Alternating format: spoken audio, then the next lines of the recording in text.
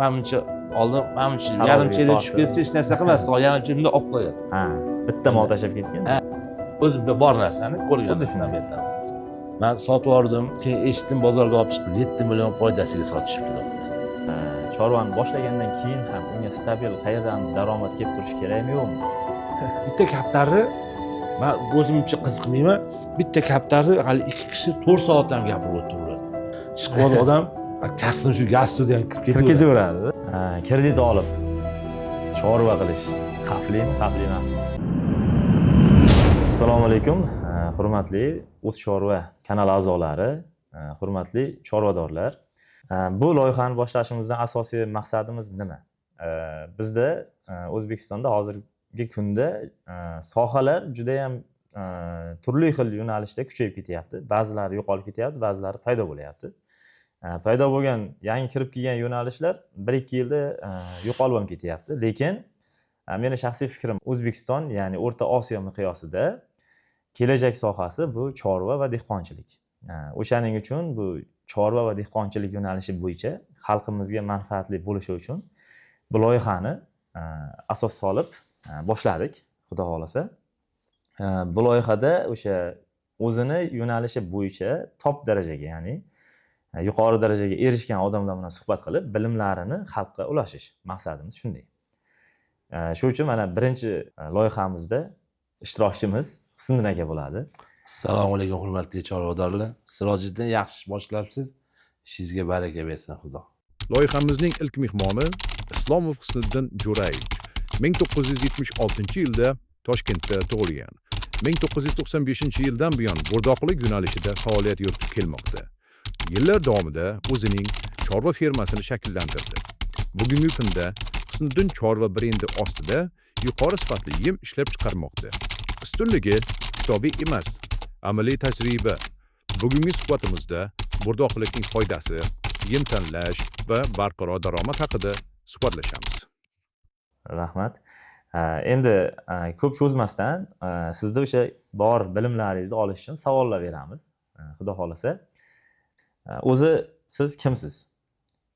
Oldin qanday ish bilan shug'ullangansiz va bu yo'nalishga qanday kirib keldingiz va necha yildan beri shug'ullanasiz? Bu yo'nalishga kirib kelganim, men o'zim 95-yilda zapchast sotardim ipodromda. O'shanda bitta qo'shnimiz uyda usta ishlatgan ekan, kelib qolgan. Hali ukam degan 9000 so'm pul berib turdi degan. Hali kechqurun olib chiqib beraman degan. Sodadan 9000 yaxshi pul bo'lgan. 9000 olib berdim. Keyin kechqurun chaqirdi-da, uyga olib kelib buqasini ko'rsatdi. Hozirgi paytda bo'lsa bir jivoy bes 400 kilo atrofi bo'lsa kerak. Mana shu buqani dedi, palonchi qassobga 10 mingga bermadim, o'sha 9000 mingga olgin dedi. Buni nima qilaman desa, boqasan, 3-4 oyda semiradi, sotasan. Nima berasan? Palon berasan. Olib kirdim, uyga olib kirdim. Aytganidek, hali pastda hovlimiz katta edi, past tarafga boylab qo'ydim. Hali aytgan yemlarni berdim. O'zim qiziqib qoldim. Ishdan kelib qashdiyman, atrofda aylanib yuraman buqani. 3-4 oy o'tdi. Keldi, burga chaqirib ko'rsatdim, mol yetilibdi dedi. Nima qiladi, olib chiqib sotamiz dedi. Yakshanba kuni bozor yaqin edi. Yakshanba keldi, bozorga olib chiqdi. O'sha 9000 mingga olgan bo'lsam, 24 mingga sotganmiz. U vaqtda yemlar stabil, narxlar o'zgarmagan. Endi qanaqadir anaqa bo'lgan bo'lishi mumkin, inflyatsiya, lekin 24 ga sotdim, bu yaxshi natija. Shunday. Bozor o'zidan yana bitta mol olib bering dedim. 18 mingga bitta oqchovkar olib berdilar. Uni 3-4 oy boqdim. Uyimdan qassobga hisob kitobni bilmayman, 60 mingga sotganman. Lekin keyin bildim arzon sotganman. Shundan keyin mana shu ishlar boshlanib, uyda 3-4 ta, uyda hovlimda 10 ta 12 tagacha boqqanman. Qiziqish bo'lib, ham daromad bo'lgan, ham qiziqish bo'lib, shunaqa mana shu sohaga kirib qoldim. Endi shu joyda bitta savol Husniddin aka. Misol uchun chorva yo'nalishiga kirmoqchi bo'lganlarda chorvani boshlagandan keyin ham unga stabil qayerdan daromad kelib turishi kerakmi yo'qmi? Kelib turish kerak. Unda u mol usha olmaydi. Shunday. Masalan, hozirgi paytda 1 million 200 ming bitta buqani yemlasa, shunaqa unaqa xarajat bor. U qayerdandir berib tursa, to оборотga kirib olguncha, keyin hali aytgani ish yurib ketadi. Hozir agar bu yoqdan pul bo'lmasa, uni olib kelganda foyda yo'q. Bir xil shunaqa joyi bor, dehqonlarimiz qilishadi. erta bahorda olishadi. Endi ular katta kichkina farqi yo'q. Buzoq, aslida ko'proq buzoqcha olishadi. Hali dalan chetida o'tda kech kuzgacha boqishadi, molni o'stirib sotishadi. Ha. U daromad. Lekin yemlashga bu ham оборотga pul kerak-da. Molni olib kelib yemi bo'lmasa, u ish bo'lmaydi. Xuddi shunday. Demak, bilib oldik qanday boshlaganingizni, qanday kirib kelganingizni. Savollar beradigan bo'lsak, Husnul aka, hozir buqa bozori qanday holatda? Xo'sh, Sirojiddin, Hozirgi vaqt. bitta narsani kelishib olamiz. Hozir men siz savollaringizga javob beraman, o'zimni tajribamdan, o'zimni qarashimdan. Shunday. Balki kimgadir noto'g'ridir, yo banda. Men o'zimni tajribadan aytaman. Endi o'zimda bor narsani ko'rgan Xuddi narsani shunday. aytaman. To'ppa-to'g'ri. Bozorda stabilni qanaqa deganingizda, bozorda o'rta olganingizda bir xil, o'rta olganingizda. Lekin 3 ta 4 ta bozor bo'lsa, endi ishimiz hozir mana ko'ryapsiz, blogerlik qilyapmiz. Qaysidir momentda hali qaysidir bozorga mol ko'proq tushib qoladi, yo oluvchi kamroq tushib qoladi. Ha. O'shaning hisobiga 1-2 milliongacha arzon bo'ladi. 1-2 million yaxshi molda. Shunday. Hali 1-2 million arzon olsangiz, o'sha 1-2 oylik yemadi uni. Shunday. Lekin qaysidir momentda mol kam tushib, oluvchi ko'proq tushib qoladi. Qimmat bo'lib qoladi. 1-2 million qimmat bo'lib qoladi. Shunday. O'sha 1-2 millionni hisobga olmasangiz stabilni. Shunday. Tushunarli. Endi so'nggi 5-10 yillikda tirik vazn bilan narx-navo, ya'ni turishiga olish va tirik vaznga olish degan narsa haqida fikringiz qanday? Endi hozir oxirgi bir 2-3 yilda, oxirgi 2 yilda ayniqsa taroz chiqib ketdi, sotishga, olishga. Bu yaxshi bo'lib qoldi boquvchiga. Oldin odamlar o'zi boqqan molni o'zini hisobini bilmagan. Ha. Bilmaganda necha kilo kelishini, biz boshlagan paytda so'yib olish degan narsa ham bo'lmagan. Oyog'ida ketavergan. Qassoblarga u paytda mahallada bo'la, endi o'zimning fikrim bu, har mahallada qassob bo'lsa, boy odam hisoblanadi. Lekin qassoblar ham o'sha paytda insof bilan bo'lgan, to'g'ri baho berishgan. Agar mo'ljaldan ko'proq kelsa, pulini berayotganda 3-4 kilo go'sht ham berib ketgan. Shunaqa bo'lgan. Bizlar o'zimiz bilgan qassoblar, yosh katta qassoblar anaqa to'g'ri ishlashgan xullas. Hali boquvchi ham u paytda yemlar arzon bo'lgan, hech kim yeyotgan yemini hisoblamagan. Mol hali bo'ldi, to'ydim demaguncha berilavergan, mol ham juda qattiq semirib ketgan. Hali molxonaga kirgandan keyin kerak bo'lsa olib chiqayotganda eshigidan sig'magan. Shunaqa darajada boqilgan. Yemlar ham zo'r. Yo'q, eshigini buzib olib chiqishgan. Yemlar ham zo'r bo'lgan, arzon ham bo'lgan, olayotgan qassob ham hisob bilan baholagan. Taroz so'yib olish degan narsa bo'lmagan. O'rtada demak o'zgarib, u tomonga bu tomonga plus minus bo'lib ketib, endi hozir juvavesga kirib kelib, endi yana stabillashyapti, to'g'rimi? Buni hozir odamlar endi hisoblaydigan bo'lib qoldi. Haligi yem qimmat bo'lib ketdi. Hali endi sotsa, hali oyog'ida kelib sotsa, hisoblasaki yemini puli chiqmayapti. Oldin hisoblamagan. Oldin yesa xursand bo'lgan odamlar. O'sha yemini puli chiqmayaptimi? O'sha bozorni qiziqishi boshlayapti. O'sha taroz chiqdi, taroz yaxshi bo'lib qoldi.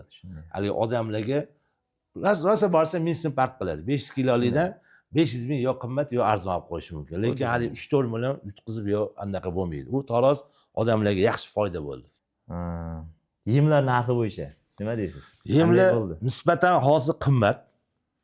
Endi bu paytlar biz ish boshlagan paytimizda bitta 2008-yilda bo'lsa kerak 14 tonna bitta odam yem shulqa olib kelardi. Bitta shulqani misol keltiring. 14 tonna kamazda kelardi o'rta hisobda. 200 kilolik buqami puli yetgan. 14 tonna shulqa. Kechigida bir hisobladim, bir endi 14 tonna shulqa olish uchun 600 kilomi, 700 kilo go'sht puli. Shuncha razliya qilib ketdi. Razliya shunaqa bo'lib ketdi. Endi daromadni ham hisoblang u paytda qanaqa bo'lgan. Shu paytda bolalar aytishardi, o'zimizdan endi boquvchilar hali moli zo'r bo'lib qolsa, moldan mol qoldi derdi. Bitta mol tashlab ketgan. Shunaqa o'zimizda ham bo'lgan. Shu haqiqatda mol yaxshi bo'lib bergan, hali yem ham zo'r bo'lgan. Hali nima deydi? Hisob kitobi yaxshi bo'lgan. Hali hech kim mol boqib ziyon qilmagan. Hozir agar hisobini bilmasangiz, mol boqib turib ham ziyon qilib qo'yasiz. Yo qimmat olib qo'yasiz, yo yemni hisobini ola olmaysiz. Hozir odamlar berayotgan yemni hisoblayapti. Hali menimcha oldin yarim chekka tushib ketsa hech narsa qilmasdi. Yarim chekka olib qo'yadi. Tortib, taroziga. Endi foyda kamaygandan keyin odamlarni o'sha o'ylantirib qo'yyapti hisob kitob qilishga. Bundan keyingi savolimizga ham javob berib ketdingiz. Foyda oldin oson bo'lganmi? Hozir foyda olish. Hozir qiyinroq, oldin oson bo'lgan demak. Hozir mana ko'pchiligiga aytaman, hozir ham ishni to'g'ri yo'lga qo'ysa, bitta moldan bir oyda 1 milliondan 1,5 milliongacha o'rta hisobda foyda bor. ishni to'g'ri yo'lga qo'ysa, ko'pchilikga aytaman, to'g'ri mol olinglar. To'g'ri baho, hali yem bilan boqinglar. Sog'lom mol, sog'lom yem bilan to'g'ri sotinglar. Mana shu 3 ta narsa. Kimdir molni to'g'ri oladi, noto'g'ri yem berib boqib qo'yadi, foyda bo'lmaydi, yo to'g'ri olib zo'r boqadi, arzon sotib qo'yadi. Uchalovi bir-biriga bog'liq. O'zi boy aytgandek unaqa katta pul qolmayapti. Qayerdadir, ya'ni siz mana kechagida bitta odam telefon qildi, sizni anaqangizni ko'rdim va aytardim, bitta biladiganchilar bilan maslahat qilinglar, mol boqyapsiz desam, men sotib yubordim, keyin eshitdim bozorga olib chiqib 7 million foydasiga sotishibdi deyapti. Ana u molni to'g'ri oldi, to'g'ri odamning foydasi ketgan. Sotayotganda eshigini tagidan sotib yubordi, uydan sotib yubordi, ko'pchilik vaqtimi yo'q deydi. Masalan, mana hozir gap kelganda aytib ketaman, o'zing nima ish qilasan? Sen davlat ishlaysan, necha pul topasan bir kunda? 250 ming. Sen 2 million berib yuborsan-ku, o'sha kuni ishga borma. 2 million yoningga qolsa foyda, o'ylab o'sha 250 ming ishdan qolaman deb 2 million hali yarim kunda bu 2 millionni berib yuboryapti. To'ppa-to'g'ri. Shuning uchun ko'pchilikga aytaman, biladigan odamni chaqiringlar. Bo'lmasam bozorga borganda ham eshikni tagidan sotib qo'ymanglar. Kirib tarozi tepasida tursanglar, siz bo'qingizni bilasiz, necha pul tortilayotgan. Boring, 1000 so'm arzon sotsangiz ham 500 kilodan 500 ming kam sotarsiz. Lekin hali 3-4 million emas. O'sha boqqandan keyin, tayyor bo'lgandan keyin qanaqa qilib sotish maslahat berasiz odamlarga? Joyvisidanmi yoki qassobga? Endi bu so'ydirib. Buni qarang, endi boquvchi hali yangi bo'lsa uni bilmaydi. Endi uzoq boqayotgan bolalar biladi, uni o'z bunda ko'rib aytasiz, yo buni so'ydirsam foizi yaxshi, qorni tortilgan, ot qorin deydi. Mol yaxshi semirgan ekan, buni so'ydirsam buncha foiz beradi, buncha pul bo'ladi. Tarozga sotsam kamroq bo'ladi. Bir xil mol, endi hamma mol har xil semiradi. Ya buncha semirmabdi, qonni katta ekan. Hozir so'ysam buncha bo'ladi. Buni tarozda sotsam mana buncha pul bo'ladi deydi. Uni boqqan odam molga qarayib, bundaqa. O'zi biladigan odam biladi. Kerak molni tarozda sotadi, kerak molni so'ydiradi. Bu tajribadan kelib chiqiladi. Tushunarli. Endi hozir shu buqa yo'nalishida olish sotish bo'yicha gaplashdik. Olish bo'yicha aktual bir muammo bor O'zbekistonda. Men uni kuzatganman. Yaqinda u bo'yicha ham bir soatga yaqin video ham qo'ydik. Sizning fikringiz qanaqa? Ya'ni hozir bizga termin kirib kelgan, ko'chat buqa deydi, ko'chat g'unojin deydi, bozorimizda. O'sha ko'chat buqa olib burdoqlikka tashlash yaxshimi yoki bo'lmasam u foyda keltirmaydimi? Shu haqida bir fikringizni aytib bersangiz. Xo'sh, buni asosan katta savol-da. Ko'pchilik menga chiqishadi, yo'q kelishadi, ko'rishamiz. Mana kecha ham ikkita bola keldi, ancha gaplashdi, bosh savollar berishadi. Yo'q, bu yerda bitta narsa bor, odamlar adashib qolayotgan joy bor. Hozir ko'rdingiz, bizga zotdor buqalar kirib kelyapti. Telefonlarda ko'ryapsiz, mana oblastlar bo'yicha, boshqa shaharlar bo'yicha 100 millionga sotildi. 120 esa 10 ming dollarga sotildi, yo Semetal sotildi, Angus bunasi. Bozorchisiz mana boqmagan odam 20 milliondan turibdi o'shalar. Kichkina buqa. Hozir shuni men 1 yil boqsam 10 ming dollarga sotaman degan anaqa kelyapti. Lekin vaholanki o'shalar yaxshi zotdor bular. Bular o'rtacha 600 kilolik buqa bo'ladi. Lekin haligi necha mingtadan bitta chiqib qoladi. Mana bozorga. Bitta bozorga chiqsangiz, har kuni bir tonnalik chiqurmaydi. 3-4 ta bozorda bitta chiqadi. Shaharda boring, ya'ni 10 ta chiqar bir oyda, masalan, umuman olganingizda. O'sha narsa odamlarni chalg'itib qo'yyapti. Men deydi hozir Angus yo bundasi hali Semetal olsam 1 tonna bo'lar ekan, 1 tonna 10 mingga sotar ekanman deb o'sha 20 milliondan. U vaholanki uni o'rtacha narxi yaxshi boqib qo'ysangiz 35 million bilan 40 millionning orasida bo'ladi. Shunda ham 1 yil yaxshi boqsangiz sizga unaqa daromad qolmaydi. Lekin 20 millionga o'zimizning mesni yaxshi go'shtli polvon olsangiz, rostakasini buqa olasiz. 22-23 millionga olasiz. Mana kecha 22 millionga oldim, 370 kilo keldi. Hali turuvi o'shalardan kam emas. Rangi ola. Keyin bitta narsa bor. Bu zot deyiz, to'g'ri zot yaxshi. Qassobga olib borsangiz, o'sha molingiz yetilganda qassob bir so'm pul qo'shib bermaydi, bu zot ekan. Shunday. Go'sht bir xil. Buni buzoni yo'nalishi bor, shunaqa yo'nalish bor. Unga zagon qilishadi. Semirtirmasdan qashini o'zi bilan yo silos bilan vaqti bilan xarajat kamroq qilib, o'stirib sotadi. O'stirib. U yo'nalish shunaqa, o'stirib turib, kattaroq qilib, unda ham daromad bor. Lekin hali bittani olib kelib, unga yem berib, ushlab, uni oqlamaydi. Foyda qilmaydi. Lekin odamlar boy aytganda adashtirib qo'yayotgan shu, hali 10 mingga sotildi, 100 millionga falon zot deydi-ku, boy aytgan hammasi ham bo'g'irmaydi ular. Tushunarli. Bu yerda yana bitta narsani nima qilib ketishimiz kerak? O'sha ko'chat buqa olgandan keyin o'sha olayotgan vaqti o'zi 4-5 million qimmatga oladi. 4-5 million emas, u o'zi 120 kilo keladi. Ana bor Ha. 200 kiloga 200 kilo kelsa ham De, 20 bu- necha million deydi. 10 hozirgi million vaqtda. qimmat olyapti. Shunday. 10 million. Oladida uni 6 oy, 7 oy yemlab, keyin uni turishigamiz taroziga yoki so'yib sotadi. O'sha yoki to'g'ri keladi yoki minusda bo'ladi. Mana o'sha bu siz hozir 100 mingdan oshiramaylar. 100 ming oldingiz. Uni 5-6 oy, ana boring 6-8 oydan keyin undan chiqsangiz, o'sha siz u katta bo'lib qoldi, o'sha 60-62 sotyapti. Ha, shunaqa. O'sha oshiqcha sotolmaydi. Boyigini aytganimdek, buni o'stirib sotish kerak. Endi u ham o'zi tegi men undan manamcha undan qilmayman, qanaqa foyda chiqishini bilmayman. Odamlar chiroyiga olib yotibdi, buni rosa o'ylasam ham men uncha foydasini anday qilib. Lekin Shunaqa. foyda bilasizmi, astronomiya qayerda bo'ladi? 1 yil ushlagan hisobiga inflyatsiya bor. Xuddi shunday. Ana o'sha inflyatsiya hisobiga foyda chiqadiki, vaholanki ertaga bozorga borsangiz yana o'sha anaqa kelaveradi. Xuddi shunaqa. Lekin buni o'zimizni olalarni olib, yo'q, buni hisobi bilan olsangiz, bular bir paytlar $1000 bo'lgan. Hozir $2000 mana Ha. 2 yil oldin $1000 bo'lgan. Olib qilinardi, yaxshi foyda bo'lardi. Bu hali zotga talab yaxshi bo'lgani uchun yo'l nimalardir oshib ketdi, yo'lda xarajatlar oshib ketdi. $500-600 o'zi xarajat bo'lyapti. Mol buzoqli 2 baravarga oshib ketdi. Endi bundan foyda chiqish qiyin, lekin men Xuddi shunaqa. bunaqa maslahat bermagan bo'lardim.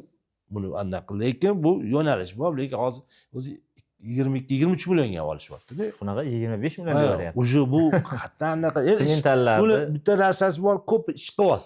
Ha. Bir dona Ishqivozga olaversin, Ha, aytsa. ishqivoz odam 30 millionga ham olaveradi. Shunaqa narsa. To'g'ri. Inflyatsiya haqida gapirdingiz hozir. Inflyatsiya hisobiga foyda qilgandek ko'rinadi, lekin aslida u foyda bo'lmaydi. Chunki misol uchun 20 millionga olgandi va 5 oy vaqtda 6 million xarajat qildi, 26 million chiqarib sotdi, 35 million bo'ldi misol. Men 9 million foyda qildim deb o'ylaydi. Lekin agar o'shaning o'rniga yana bitta o'sha naqa buqa olib qo'yaman desa, Yana 30 necha millionga olib qo'yadi. Bu hozir Qarasa 5-6 o'sha oy 20 emas, bu o'sha 1 yilga yaqin boqiladi bu. Ha. Bu 5-6 oy. Lekin ishqivozni qilaveradi buni. Endi shu inflyatsiya haqida aytib bersangiz. masalan. Inflyatsiyada bitta narsa, mol boqsangiz, chorvada shug'ullansangiz, pulingiz chorvada tursa, inflyatsiya yo'q. Hozirgi o'rta hisobda yiliga 10 ming so'm oshyapti. Sizda 10 ta buqa bo'lsa, 300 kilodan go'shtingiz bo'lsa, 3 tonna. Har yili 10 mingga oshsa, bu 30 million. Shunday. Sizni hech qanaqa inflyatsiya anaqa qila olmaydi. 30 million yana qo'shimcha kirib kelaveradi. Lekin pulda tursa, u ketaveradi inflyatsiya hamma bo'ladi, lekin chorvada mana shuncha yildan beri anaqa qilayotgan bo'lsa, boqayotgan bo'lsa, vaqti kelganda dollarga ham hisoblanganmi? Dollarda hisob kitob qilganimda ham go'sht anaqasi baland yuradi. Dollar qolib ketdi. Dollarda inflyatsiya bo'lib qolyapti-da. Shunday. Go'shtda tursa, siz boshli hisob kitobga olsangiz, go'sht baland, yaxshi. Dollarga qaraganda biza dollar saqlashadi-ku ko'proq. Mol yaxshi undan. Hozirgi statistika bo'yicha O'zbekiston statistikasi chiqqan. 2030-yilga borib go'sht narxi 500 ming bo'ladi degan statistika chiqqan. 1 kilogramm go'sht. Shunga qanday qaraysiz? Ya 500 ming bo'lmaydi. 500 ming bo'lmaydi. 500 ming chiqmaydi. Lekin mana yiliga $1 hisob, 10 mingdan hisoblang, mana 6 yildan necha pul bo'ladi? 200 ming bo'ladi. Endi hozirgi oxirgi hisob kitoblar 10 ming so'm $1. Endi 10 mingni ham inflyatsiyasini hisoblasangiz, $1 bo'lsa, mana 200 mingga boradi. Aytsangiz, o'shunaqa hozirgi me'yor shunaqa ko'rsatadi. Keyin chetdan kelayotgan go'shtlar bor. O'sha narxlar bizani go'sht narxini ushlab turibdi. Lekin men bilgan ko'p odamlar, ko'p fermerlar yig'ishtirib yubordim mol boqish. Payti keldi, hisob chiqmay qoldi. Foyda chiqmay Hozir sal yaxshi bo'lib qolgan payt. Joyi kelib chiqmay qoldi. Ko'pchilik yig'ishtirib yubordi buni. Endi qiziqqan, ushlab turgan, oldindan kelayotganlar foydasini ko'rganlar bor-da oldindan. O'shalar uncha achchig'ini ham chidayapti-da, yana yaxshi bo'libdi. Hali yangi boshlaganlar umuman yaqinlashmagan darajada yig'ishtirib yubordi. Shu chetdan go'sht kelayotganning hisobiga yaxshi bo'lib ketdi. Hozir kechikida aytishda bozorda bittasi aytib beryapti, 20 ta odam bor edi, so'yib sotardi deyapti-da, chorsida. Hozir 2 ta qoldi deyapti. Hamma dedi chetdan kelayotgan go'shtga o'tib ketdi. Olib, so'yib. Narxi arzon. O'sha yaxshi ham bo'lib qoldi-da. Narxni ushlab turishga yaxshi. Narx. Ko'ryapsizmi, u bizani anaqani bosib ketdi. Odamlar boshida so'raydi, bu qattiq go'shti. Keyin ishonmasdi. So'rash ham kamayib, Uni hozir ko'pchilik so'ramayapti ham, go'shtingdan ber, tortib olib kel. Oldin qiziqishardi. Qanaqa so'yilgan qattiq mol deb. Hozir o'sha odamlar o'rgandi, 1-2-3 yildan beri o'rgandi. O'sha kelib go'sht berdi, olib ketyapti. So'ramayapti ham. Endi o'rgandi shu narsaga. Shunday. Agar narx-navo o'zgarmay tursa, ya'ni yemni narxi o'zgarmasa, go'shtni narxi o'zgarmasa-da, o'sha foyda qanday bo'ladi? Yaxshi bo'ladimi yoki yomon bo'ladimi? Ko'pchilik bilan gaplashaman. Masalan, mol boqsangiz, 5 ta, 10 ta mol boqsangiz, bu yerda katta pul yo'q. Katta mehnat bor. Shunday. Siz o'sha boqayotgan 10 ta molingiz sizga qo'shimcha ishingizga yordam, ro'zg'oringizga nimalardir. Orzu havosingizda qo'yib yuboramiz 10 ta. Barakasi bor shu oilaga. Mana bu ko'pchilikga aytaman, bu qo'shimcha ish. 2 ta, 3 ta molni boqib qo'yib tepasida o'tirish kerak emas. Shunday. Ko'chada tirikchilik qilish kerak. 10 ta molga ketsa ertalab yarim soat, kechqurun yarim soat ketadi. Ko'chada tirikchilik qilish kerak edi. Bu qo'shimcha, lekin vaqt kelib 20 ta, 50 ta, 100 ta kelsa, o'sha ishingizni to'xtatib bu bilan shug'ullanasiz. Shunaqa ish. Bunga haligi foyda azaldan ham unaqa bo'lmagan, boyiga o'rtacha $100 deb oling. O'sha foyda bo'ldi. Sizga oyiga $100 bittasi. Uyingizda pulingiz bor, 5 ta buqingiz boqib qo'ydingiz, tirikchiligingizni qilaverasiz, $500 qo'shimcha daromad olaverasiz. Shunaqa narsa. Bu yerda hali qazdir paytda hali bo'lib ketib, unaqa narsa yo'q. Lekin mehnat bor. Shunaqa. Avvalo bu yerda qiziqqan odam yaxshi foyda qiladi. Bu agar puliga qiziqsangiz foyda qilmaysiz. Molga qiziqqan odam qiziqmagan odamga qaraganda yaxshi ko'proq foyda qiladi. Molini kelib kayfiyatigacha biladi. Nimaga bu kayfiyat yaxshi emas deb. Kecha bunday edi, bugun buni. Bilasizda, boqqan odam biladi-da, bundoq qarab, mana bunday, unaqa, mana bunaqa. Boy aytganimda, endi hamma ishda ham shu-ku, qiziqsangiz, yopishsangiz, lekin chorvada hushyor bo'lish kerak. Mana bir xilla shunchalik qiziqmagan darajada mol boqadi, hali bozorga olib chiqsa, shoxiga boylagan zanjir ichiga kirib, bitib ko'rinmay ketgan. Egasidan nima unaqa borib qolasiz, molni ko'rib, voy ko'rmanman deydi. Bu necha oyda bo'lganda, bu bitib yo'qib ketish uchun qanaqa daraxt ko'rgansa, ip boylasa ichiga kirib ketadi. Shunaqa. Mol endi qanaqa mol boqish mumkin? Uni ko'rsam men mazam qochib qoladi. Endi bu mol qanaqa ovqat yeb, qanaqa ichida necha oy bu. Endi shu boy aytgandek qiziqqan odamda. Shunaqa. Daromad shunda. Shu yerda bitta narsani eslatib ketmoqchi edim. Mana shu eng aktual muammo hozir O'zbekistonda odamlar, fuqarolar ichida. Nima? Blogerlar videolarni ko'ryapti. Ularning ichida haqiqati ham bor, yolg'oni ham bor-da. Misol uchun men 2 ta moldan muncha qildim, 3 ta moldan muncha qilib yubordim, muncha pul tikuvdim, muncha qilib oldim. Yoki qo'y, 2 ta qo'ydan 100 ta qilib yubordim, 200 ta qilib yubordim 1 yilda degan yolg'on ma'lumotlar chiqyapti. Ularning asosiy maqsadi o'zini molini sotish. O'shanaqa qilib turib, odamlar sizda yo'qmi desa, menda bor deb sotib, yoki o'zida sotuvchi o'zi shunaqa videolar qo'yyapti. Shularning evaziga bizda Yevropada, Rossiyada ishlab yurgan muhojir o'zimizda hamyurtlarimiz bor-da, musulmon birodarlarimiz bor. Shular aldanib qolyapti. Aldanib qolish qanday? Yig'gan puli bor, misol uchun, o'sha 3 yil ishlagan, 4 yil ishlagan, nimadir qilaman deb yig'gan.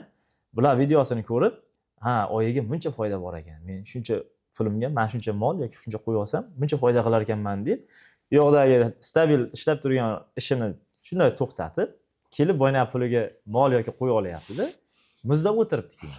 Boyiga chunki uni oilasida xarajati bor, oyiga daromad topib turmasa bo'lmaydi. Chorvani bog'lagandan keyin kamida 4-5 oysiz uni sota olmaydi. 4-5 oyda ichida unga dahot kerak. Ana shunday joylarda aldanib qolib, odamlar, hali chorvaga kirmagan odamlar shu yerda ko'p minusga ketib qolyapti. Shaxsan menga ham juda ko'p odam telefon qilib, maslahat so'raganda, gaplashganman, yo'q, unday qilmanglar. Birovlar даже kelib qilgan bo'lgan o'sha ishini endi u yoqda ishga boraman desa boshqa ishga olib qo'ygan, masalan, Yevropada ishlayotganlar ko'p chiqadi menga. Endi o'rtada arosat. Ya'ni yana kamiga olgan narxidan ham arzonroqqa sotyapti endi o'ynagini. Noto'g'ri olib qo'yganda. Shunaqa. Ana shunaqa adashishlar juda ko'p bo'lyapti. Buni to'g'ri aytyapsiz. Menga ham ko'pchilik telefon qiladi. Keyin uchrashamiz, ko'pchilik bilan. Uchrashamiz, realniy ular yaxshi odamlar o'sha. Ular erimli, mendan tashqari yana 10 ta odam bilan uchrashadi. Uchrashib 1000 ta savol beradi. Hammasini so'raydi, o'zi uchun xulosa qiladi. Boy aytgandek 10 tasi bilan gaplashsam, bittasi qiladi. O'sha 9 tasi o'sha menga emas ekan deydi-da. Ayniydi, ular foydani katta. Siz aytgandek, ani blogerlarni ko'ryapti. falon zot bor ekan, piston zot bor ekan, bunaqa ekan, palomiga sotilyapti. To'g'ri, u vaqt bilan qilyapti. Ular Shunday. tajriba bilan, u kecha olib bugun emas. Ular qancha o'zi biladi, qancha chuqurga tushib, qancha chiqqan. Lekin siz aytayotgan blogerlar bor, to'g'ri. Mana shuni bir aytaman davomman, noto'g'ri ma'lumot berib tashlayapti. Haligi u ma'lumotlar olingan, qatladandir olingan. Hali etbetini suvab, Shunday. ya'ni o'zi odam bilan gaplashganda bilasiz. U hali tovuq ham boqmaganda. Rostdan ham shunaqada. U endi shunaqa gaplarni gapirib, shunaqa katta va'dalar berib yuryapti, unaqa emas. Shunday. Lekin bitta narsani men aytaman, siz chorva bilan shug'ullanib foyda qilsangiz, mehnatingiz hisobiga foyda qilasiz. Bu unaqa hali zavod fabrikadagi shaqallar kunga o'tib ishlab chiqarib tashlavermaydi. Shunday. O'sha aytayotgan blogerlardan ehtiyot bo'lish kerak. Keyin ko'pchiligiga aytaman, maslahat qilinglar. Har bitta masalan qishloqni, shaharni o'zini shuni fermeri bor, Shunday. borib uchrashib, kerak bo'lsa pul berib maslahatini olinglar, ertaga kuyib qolmanglar deb. Maslahat bilan. Hamma ish ham yaxshi-ku, bunda hushyorroq bo'lish kerak. To'ppa-to'g'ri. Chunki ko'plar men yaqinda ham eshitdim. Uyini sotib tikib yuborganlar bor ekanda. Uyini sotib olib, endi misol uchun 4-5 oydan keyin men sotsam, buncha daromad qilar ekanman, keyin yana uy olaveraman degan odamlar ham eshitdim-da men. Bu noto'g'ri-da. Chunki bunaqa katta chorvaniga yetishgan odamlarni, ayniqsa o'sha video qo'yayotgan odamlar ko'pchiligi aytmaydiki, men boshlagan paytda 2 ta 3 tadan men ishim bor edi u yoqda. Oyiga buncha daromadim bor meni. Bunga qarab qo'ygan joyim yo'q demaydi-da. O'sha joyini aytmaydi. O'sha chalg'ityapti odamlar. Agar aytsa, ha, bu oyiga buncha ming dollar topar ekan, chorvasini qo'shimcha qilganiga keyin kuchayib ketganda deb fikrlaydi. O'shani aytmayapti ko'plar. Men o'shani ko'p aytaman, maslahat qilinglar. O'sha 10 ming, 20 ming qancha puling bor, maslahat qil. Shunday. U qilib hamma yoq pishib bo'lgandan keyin o'sha kech. Hali u ham unaqa pul ham necha yilda yig'ilganda, u pul ham. Shunday, xuddi shunday. Boy aytgandek, bitta molda o'rta hisobda hozir 100 dollar, mana 100 dollar hisob olishsin bo'ldi. Agar kim mol boqayotgan bo'lsa, hozir mana shu buqa boqayotgan bo'lsa, agar oyiga o'rta hisobda 100 dollar ishlayotgan bo'lsa, bu to'g'ri ketayotgan bo'ladi. Agar birov men yo'q 3 million ishladim, 4 million, 5 million ishladim desa, u noto'g'ri. Unaqa narsa endi bitta bo'lib qoladi. U ham 100 tadan 1000 ta, u hujjat emas. Shunday. O'rta hisob 100 dollar hisob oling. Agar hozirgi chorvangizlar shunaqa ketayotgan bo'lsa, to'g'ri ketayotgan bo'ladi. Shunaqa. Yaxshi ma'lumotlar bo'ldi sizlarga. Umuman olganda mana chorvada ancha yildan beri borsiz, buqa yo'nalishida. Eng katta risk nima bo'lgan ana shu? Chorvada eng katta risk nima bo'ladi? Eng katta risk shu bilmasdan kirib olish. Bilmasdan kirib olish. Tushunmasdan. Buni ham baland oson deb o'ylash, ha? Ha, baland pasti bor. Mana chorvaga kirib olib, risk o'zi bilmagan soha hamma narsa hali mashina haydash bilmagan odam mashina haydasa nima risk? Hamma narsa bor. Chorvada ham bilmadingizmi, bozorga borasiz, aniq boya aytgandek ziyon bo'lib olib kelaverasiz. Yemni ham bilmadingizmi, boqaverasiz, xarajat qilib boqaverasiz. Mol o'zgarmaydi. Mol nafas oladi bo'ldi, yashagani qoladi. Yashagan. Sotganda ham boyiga aytdimi 5-6 million anaqa. Shunaqa joyga keladi, "Oka, men mol sotdim 10 ta buqani" deydi. Nech pul sotdi? Ham bunchaga, arzon sotdi. Endi yaxshi sotsan, foyda qildingmi deyman. Sal kamroq. Kamroq qilasan deb bitta buqani tekinga berib yuborsan deyman. A shuni deyman, To'ppa-to'g'ri. oldinroq maslahat qilmaysanmi? Sotishdan oldin, ha, bitta buqa senga qolmaydimi? U bitta buqani tekinga berib yuborgandan keyin bola o'sha molga yaqinlashmaydi, moldan deydi. Hech qanaqa foyda yo'q Foyda ekan. yo'q ekan. Ha, yo'qmasam ko'pchilik ana shu molga kirib chiqib ketganlar, moldan umuman hech narsa yo'q deydi, lekin bozorga tushing, necha mingta mol oldi sotib yotdi. Endi hamma ishni o'zini ustasi, lekin tajriba vaqti bilan bo'ladi. Sizda bir ko'zim tushgandi, bir bola kelib, adashmasam, 1 oyga yaqin shogird bo'lib ketgan. Ha, Samarqandlik Dilmurod degan yigit keldi, telefon qilib qoldi. Yaxshi yigit ekan, hali yuragida o'ti bor bola ekan. Sarmoyasi ham bor, yaxshi sarmoyasi ham bor ekan. Qarang, aqlli bola ekan o'sha bola. Shunday. O'zi qilib tashsa bo'ladi, shuni chorvada barib keldi, telefon qildi. "Ukam, men senga o'rgataman. Sen mol ol, telefon etsan, men boraman" dedi. 1 oy shart emas dedim. Men boraman 3 kun. 3 kundan o'rgansa keldi, 1 oy ishladi shu yerda. 1 oy ishladi. Bizani bolalar bilan baravar ishlaydi. Deb oldiga unda fermaga kelib qolsam, yonim kimda o'tirib oladi. Savolni beriladi. Bir oyda bilib ketdi, hammasini bilib ketdi. Hozir borishi bilan joy oldi. Hozir adashmasam yo 20 ta yo 40 ta buqa tashadi. Shunda ham sevazdi. Ha. Demak, hozir yaxshi o'sha bola. Maslahat bilan qildi. Yaxshi sarmoyasi bor ekan shu bolani. Shunday. Xuddi o'sha yangi boshlamoqchi bo'lganlar iloji bo'lsa mana shunday sizga o'xshagan yoki uzoqlik Ko'p bunaqa bolalar o'zini Ko'pda. hamma shaharda o'zini O'zini atrofida ham bor. Ha. Shularga borib iloji bo'lsa bir hafta ham 10 kunmi tekinga ishlasa ham o'shani tajribasini olsa bo'ladi-da. O'sha yaxshi variant. O'sha pulni mana qarang, o'sha chetdan ishlab kelishyapti. O'sha 40-50 mingmi, 100 mingmi necha yilda yig'ib kelyapti. Ikkinchi imkoniyat bo'lmasligi mumkin. Xuddi shunday. Ya'ni shuncha pul. Yosh ham o'sha vaqtdan chetdan o'sha oson emas. Haligi 7 o'lcha deydi-ku. Ha. Kerak bo'lsa 7 mingta o'lchash kerak. To'ppa-to'g'ri. Endi ham bitta bunda emas, hamma ishda. Agar bitta bunda boshqa ishda ham agar o'zingizni sohangiz bo'lmasa, bilib bilmay kirib qolsangiz, hamma ish shunaqa bo'ladi. Shunday. Hamma ishni o'rganish kerak. To'ppa-to'g'ri. Eng asosiy aktual muammolardan bittasi bor yana kredit. Kredit olib chorva qilish xavflimi, xavfli emasmi? Maslahat berasizmi, yo'qmi? Bu endi yonib ketadi deydi-ku. Endi o'zi chorvada yengga kiryapti. Ha. O'zini puliga kirsa, o'zi ziyon qiladi. Ham kredit olyapti. U juda o'zini bir ana o'zingizni pulingiz vaqti kelsa yeng kirgan odam o'zini pulini o'zi chiqara olmay qoladi. Kredit buni oyiga bosib. Men hech kimga maslahat bermayman. O'zi bilmagan ishi, men biladigan ishi bo'lganda ham u oyatdimi chorvada unaqa katta foyda yo'q. Tomib turadi. Lekin hali kredit uni bosib qo'yadi u ichi. Ha, u bo'lmaydi, baraka ham bo'lmaydi, yo birovdan qarz ham olib bilmaysiz, mana oqsil bo'ldi mana. Ha. Nimalar bo'lib ketdi hozir 6-7 oydan beri oqsil uncha ferma to'xtatib qo'ydi-ku. Shunaqa. Hech biza shuncha mol boqqan bo'lsa, bunaqa oqsil ko'rmaganmiz. Bir haftada oqsil bo'lardi, O'tib ketardi. Hozir molni yotib nechta odam mol o'lib qoldi. Oqsildan mol o'lib qolmagan. Hali hozir buni yara bo'lardi, 3 kunda tuzalib ketaverardi. Hozir molni o'lishgacha kelyapti. Endi o'ylang, kredit bor odam nima bo'ladi? Yalang'och bo'lib qoladi. Shunaqa. To'ppa-to'g'ri. Endi yangi boshlovchilarni nimalarni ham aytib ketdingiz. Qachon bozorga umuman kirmaslik kerak? Mol olish uchun yoki sotish uchun ikkita holat. Endi qanaqa narsa borda, odamda o'zimizda ham bo'ladi, qo'lingizda 100 million pul bo'lsa mol olish kerakmi? Olgis keladi. Ishtiyoq baland. Ishtiyoq baland. Bozorga kirdingiz, mol qimmat. Olgis kelaveradi. Ha. Qimmat. O'zingiz ham hali qo'lingizda turmaydi-da. 1-2 million qimmatligini bilasiz. Anaqa pushtiydi, olib qo'yaverasiz. Lekin shunaqa bo'ladi, bozorga kiramiz.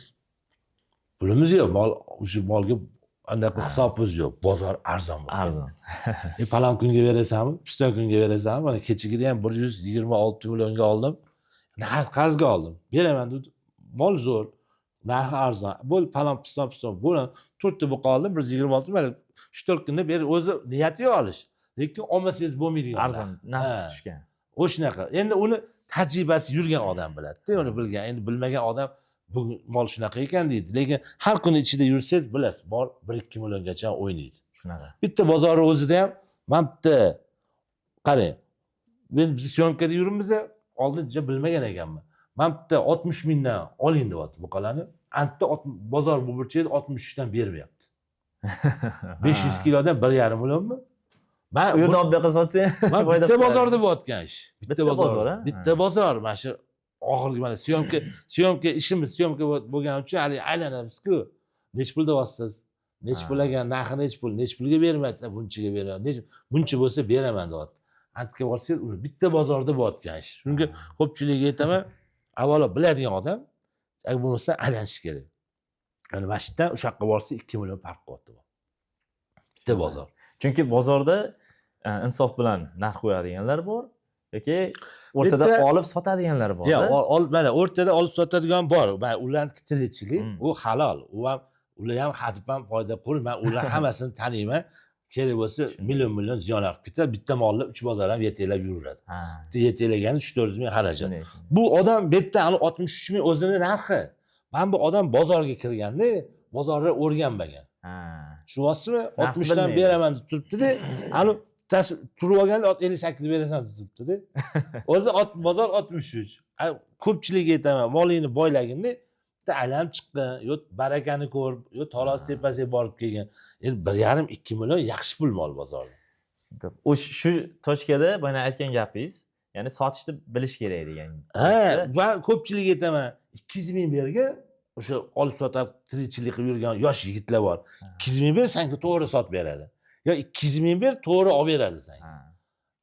200 ming bo'lsa, ana boring 3-400 mingdir. Masalanda, zato 3-4 million emas-da. Shu bo'lsa, endi boy aytganda o'zi katta foyda yo'q. Bu dehqonchilik emas-da, mol. Haligi xarajat, yegan hamma hisob. Endi 3-4 million arzon sotib olish bu molim shu ekan narxi deb o'ylaydi. Ikkita odam qo'lini ushlab 1 soat savdo qilsa, moling deydi 250 talik bo'lgan 200 tadan sal o'tadi, molning narxi shu, moling yoqib qoldi desa, molim narxi shunaqa ekan deb o'ylaydi. Vaholanki bozor boshqa narx. Shunaqa. Endi bundoq kelib achinasiz, lekin savdosiga aralasha olmaysiz. Shunaqa. Savdosiga endi bo'lmasa borib, moling bunchalik narx ekan, bunchaga sotgin deb aytib ketaman. Lekin savdosida aralasha olmaysiz-da, savdo bo'lyapti. Olotganda ham shunaqa, bu mol 30 million emas, bu mol narxi 27 million. Olmagini aytamiz, shu savdosi pishyapti. Lekin ko'pchilik ko'rib qolsa so'rab molini ko'rsatadi, olmoqchi bo'lgan molini ko'rsatadi bozorda ham. Borib ko'rib beraman, bunchagacha bo'lsa ol. Yo'qmasa yur senga ancha zo'r buqa ko'rdim deb o'shani ko'rsatib qo'yaman. To'g'ri. Boshlash bo'yicha. Sezonoviy bo'ladi-ku, to'g'rimi? Hamma narsa. Masalan, menga ham ko'pchilik chiqadi. Faslda, vaqtda, oyda hisobga olmaydi. Shu bo'yicha qanaqa fikrdasiz? Masalan, qiladi, men shuncha pulim bor hozir yoki mashinamni sotib, men shuncha buqa olmoqchiman yoki qo'y olmoqchiman deydi. Nima deysiz deydi-da. U odam yemish hali zaxira qilmagan, boshqa tashqa o'ylamagan ular. Shu bo'yicha nima deysiz? Endi zaxirani birinchi ko'pchilik bari mol oladi-da. Yem qilmaydi. Birinchi mol olgandan keyin molni o'zim eng yaxshi paytda hozir oladigan payt. Mana fevral oylari, yanvar fevral oy bozor pastroq bo'ladi. Keyin mana hozir fevralda oldim, issiqqa qarab chiqadi. Mashina hisobiga mol, somon yegan mol ham zo'r o'zgarib ketadi. Hozir a? Pullaydi. Shunaqa payt, hali barxtli havo, sezon, issiq ham emas, sovuq ham emas. Mollar kuniga ochiladi. Kuniga kelsangiz, o'zingiz ustiga yungi qashlasangiz, duv to'kilaveradi, mol ochilib. Hozir shunaqa payt qarang, olsa mol issiqqacha yetilib oladi. Yozda chillasida olib qo'ysangiz ham suvdan mol qiynaladi. Kech kuzda olib qo'ysangiz ham siz sovuqda qiynalib qolasiz. Egasi qiynalib qoladi, unga sovib ketadi. Endi holat har xil, bilasizku, tegi qurimaydi. Hozir olsa, o'zgarishi zo'r. O'zgarishi zo'r. Bu hali yozgacha o'zi ham ko'nikib qoladi, hali sharoitini olib borib, o'zi ham qiynalmaydi, boquvchi ham qiynalmaydi. Shu sezonga kirib ketaveradi, sezonga qarab ishlayveradi. Ishlayotgan odam olaveradi, lekin hozir olgan olsam, mol zo'r payti, ham havo yaxshi. Endi sovuq havoda anaqaga ham qiyin deb boqayotgan odamga ham, sovuqda erta sharoiti yaxshi bo'lmasa, mana bunaqa paytda u bemalol qiynalmay qaraveradi. Lekin olguncha ham o'sha zaxirasini qilib olish kerak, to'g'rimi? Unaqa qilsa zo'r, olguncha zaxira qilsa yaxshi. Endi bizda ko'pchilik moldan oldin yem olib qo'ymaydi. O'zi asli to'g'ri yo'l bu. To'g'rimi? O'zi zaxira qilib olib, agar zaxirasini qilsa yaxshi. Arzon vaqtda. Arzon payt shu kuz oy pishuvchilik odaqada hammasini qilsangiz zo'r. Endi bitta narsa, uni qilsa hali u mol oladimi, olmaydi. Bu yog'i ham bor-da. Pulini o'rniga chiqib qoladi, joyi chiqib qoladi. Hali mol olgandan keyin qilib boy aytgandek, mash payt, zo'r payt. Keyin mana mana shunaqa paytdan keyin o'sha bahorga o'tganda har safar narx-navo oshishni boshlaydi. Bahorda? Hozir olsa, o'sha narx-navo oshgan hisobiga ham yaxshi foyda kelib qoladi.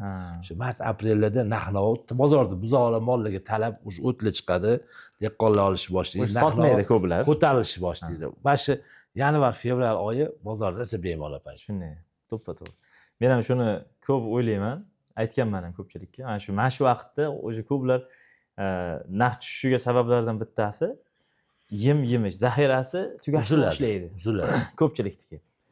Sotish boshlaydi keyin. Shunaqa. Bozorda ko'paygandan keyin narx tushadi. Shunaqa. O'sha bahorga chiqqandan keyin turibdi-da mana deydi, xarajat qilganmiz-ku deydi. Qishda boqqish kelmaydi odamlar. Shunday. Unisi ham bor. Boqqisi ham dangasa bo'lib qoladi. Sovuqqa chiqish kelmaydi. Sotadi keyin. Keyin sharoitda bo'lmaydi. Yozda daraxtni tagida ham boqaveradi. Shunaqa. Bitta daraxt tagida sovuq tushguncha ham boqaveradi. Molxona qurmaydi molxona. To'ppa-to'g'ri. Shu narsalar juda kerakli ma'lumot bo'lyapti kuzatuvchilarga. Endi foydali bo'lsa, foydalanib daromad qilsa yaxshi. Endi ishni to'g'ri yo'lga qo'ysa hamisha foyda bor chorvada. Misol uchun ko'plar davomida tepada ham aytib ketdingizda, o'zini yemini shakllantirsa bo'ladimi? Boqayotgan odam. Bo'ladi. Ratsionni to'g'ri tutsa, mana biza yem ishlab chiqaramiz. Bizda bu ishlab chiqarish sababi o'zidan o'zi bo'lib qolmagan. U kalasi kelib biz yem ishlab sotamiz degan anaqa kelmagan. Bu vaqt davomida kelib qoldi. Shunaqa bo'ldi, 3200 dan shulq olganman, 4100 mi 4200 dan shurut olganman, zapasim tugab qoldi. Endi yana olay desam 5,5 ming shulq. Qimmat bo'lib ketgan. 6,5 ming 7 ming shurut. Go'sht o'sha turibdi. Go'sht oshmay. Keyin yemni ratsion o'zgartirishga kirdi. U natijalar hali yasab, hali ratsion o'zgargandan keyin tayinlab mollarga tarozga tortib probniy boqyapmiz. Telefonda yana ko'rsatyapman. Mana qilyapman. Tajribalar ko'rsatyapman. Keyin mollar yaxshi bo'lyapti deb, bu yoqda odamlar sotishga qiling, sotishga borm degan anaqa kelyapti-da. Natija yaxshi bo'ldi. Natija yaxshi bo'ldi. Puli ham yumshoqroq bo'ldi, unga qaraganda yaxshiroq bo'ldi. Unga qaraganda kuniga tez ham yetilyapti. Birinchi yemim 24 kilo bir kunda yeyotgan bo'lsa, bu 14 kilo yeyapti. Общий massani olganda. Har taraflama yaxshi bo'ldi. Parallel bu yoqda haligi obunachilar ham qiziq so'rashni boshlashdi. Keyin shuni, shu anaqa bo'lsa, shundan bo'lib ketdi. Hozir mana obunachilar boshida hamma baribir ko'p olishga cho'chiydi, yangi narsa 10 qop 20 qop 1 tonnadan oshirmay olishdi. Mana hozir vaqti kelib, o'sha natijalar to'g'ri bo'ldi, natijalar zo'r bo'lib, endi katta mashinalarda olishyapti, fermalar ham olishni boshlashyapti. Uni yutig'i bizlarning ham tayyor omoqda yem. Undan ko'p berilmaydi. Hali bitta mol o'rtacha mol 3 kilo yeydi. Qarang, oldingi ratsionimizda men majbur edim katta yemxonalarni yemga to'ldirib qo'yishga. Sezon tugab qolmasdan. Ham 4 xil, 5 xil narsani qo'shib bolalar berardi. Hozir 10 tonna kelsa bitta burchakka tushadi. Hozir shunda qop yirtadi, ishchilar shundoq beradi. Endi ishchilarimiz oldin 10 minut qashlagan bo'lsa, endi 20 minut qashlaydi. Vaqt bemalol. Bolalar qiynalib. Endi oldin anu yem qolmadi degan bitta olganimda 100 tonnagacha yem olardi. Pulli boy endi ishim shu, ertaga tugab qolsa bilaman, ertaga 100 millionlik molni yemni ertaga 150 millionga olaman. Endi bu yem menga juda qulay bo'lib qoldi. Hali aytganimdek 10 tonna kelsa ham bitta burchak turadi, qop yirtadi, uni to'kib berib qo'yaveradi. Endi mashq yaxshi bo'lib qoldi. O'zimizga avval o'zimiz boqishga ishlashga ham oson, qoplangan. Ovatgan obunachi, ovatgan boquvchilar ham baraka topyapti. To'g'ri. Keyin shu yerda bitta masalani ko'tarib ketmoqchiman. Masalan, sizning ratsioningizdagi yemdanmi, boshqa yemdanmi bersa ham, har bitta hayvon bir oy davomida har xil o'zgaradi. To'g'rimi? Misol uchun, chunki ba'zi bir nimalarni ko'rib qoldim, musobaqa tarzida qilingan. U bitta hayvonni ikki xil yem bilan berib ham bilib bo'lmaydi uni. Qaysi yem yaxshiligini. To'g'ri, bitta 5-6 ta hayvon bilan emas, o'zim uni tajribada juda katta anaqa olinadi. Desangiz, yuqish har xilda. Keyin biz bitta masalan 10 ta hayvonga 3 kilodan bitta beramiz. Vaholanki 10 xil anaqa vez. Qo'shimcha qilib ketaylik, Sundun aka. O'sha kuzatuvchilarga aytib ketishim kerak, bilishi uchun yemni qaysi yem yaxshiligini bitta hayvonga berib, uni bir oyda o'zgarishiga qarab bilib bo'lmaydi. Mana hozir aytaman, gapingiz kelib qoldi mana. 10 ta hayvon boylasangiz, bir xil yem boqasiz. Hammasi yeydi, zo'r, sog'lom. Bitta mol o'zgarmaydi, foyda bermaydi. Yeb ichishni zo'r, ko'zingizga o'zgargandek ko'rinadi. So'ysangiz foyda beradi. Ovatganda ham to'g'ri olingan. Lekin 10 ta molning ichidan bittasi bor, 2 hissa foyda berib ketadi. Lekin siz 2 hissa molda bunaqa qoladi deb buni hujjat qilib olib, ani qolgan 8 tadan kelib chiqasiz. Shunday. Bu o'zi shunaqa. Aynan, ya'ni o'sha 2 hissa foyda bergan molni olib, mana shu yemda bu shuncha o'zgardi deyish noto'g'ri bo'ladi-da. Yoki bo'lmasam o'zgarmaganini olib, bu yemda mana o'zgarmadi. Mana o'zimiz yemdan kelib chiqib aytamiz, mana qibraylik bolalar 3 ta buzoqchaligi bor ekan, greyfurt borib videolar ham qildi. O'zimizda yemimizda 60-65 kilo semiryapti. Bu yaxshi natija, zo'r natija. u bolalar aka man Talasga qilaman, sizga videosini tashlayman dedi. Mayli, 30 kunda sinayman o'zim uchun dedi. Mayli, qilaver. Mana vaqti 3 ta buqachadan bir oyda 30 kun bo'ldi bizga videolarni tashladi. Qarang, 80 kilo 65 kilo semiribdi. Ha. U 80 kiloni bizni etolmaymiz birovga. U mana bunaqa deb ertaga hamma 80 kiloni kutadi. U prosta bunda shunaqa bo'lib qoldi. Yem ham zo'r, mol ham zo'r, lekin balki shunaqa ham bo'lib ketaver, lekin uni tepasini ola olmaysiz-da. Hayvonning fiziologiyasi boshqa. O'rtasini hali foydani ham 2 millionlik foyda bor, uni ham yetolmaysiz. Yo'q, kami o'rtasida yetiladi. Bizda hozir bizdan ham shu 60-65 kilo deb olyapmiz. Lekin u 80 kiloni etsangiz, odamlar 80 kilo kutish boshlaydi. Shunaqa narsa-da. Shu yerda o'zimni shaxsiy nimamni, bilimimni aytib ketmoqchiman. Ko'nikmamni yem masalasida.